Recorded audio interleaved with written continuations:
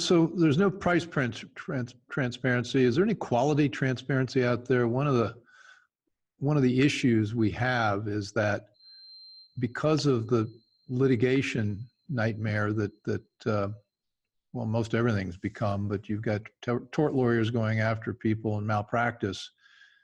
There's really no sharing of information about what worked and what doesn't work. And so if you're a consumer of healthcare, you not only don't see prices, you don't get quality ratings for doctors. I mean, I would love to see something where we had I guess a Craigslist or something where people were posting up on the internet, well, this doctor's XYZ.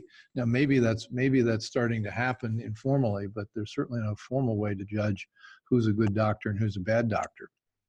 Well, hospitals, they do have morbidity tables and stuff like that, and they do keep very careful statistics.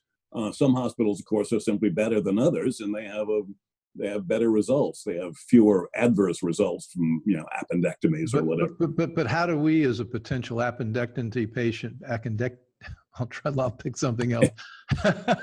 As a potential knee replacement patient, how's that? Can pick and choose hospital. How do we know which one's better than the other except word of mouth? Basically, it's word of mouth. And as far as I know, I mean, maybe there's an opportunity there for people to rate. I think there's a big opportunity. Maybe you and I should talk about a business, because it seems to me that if you could pull together and systematize people's experiences. I mean, how many times we go out and people say, well, I had my knee done at this place and it was great. And somebody else says, well, I had my knee done same place, it was terrible. And so we have anecdotes, but we don't have analysis or statistics or ratings. Right. Well, we've got the hospitals that have to be forced to provide those statistics.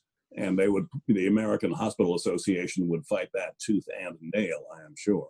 Well, and they also are worried about the litigation explosion, which you've written about.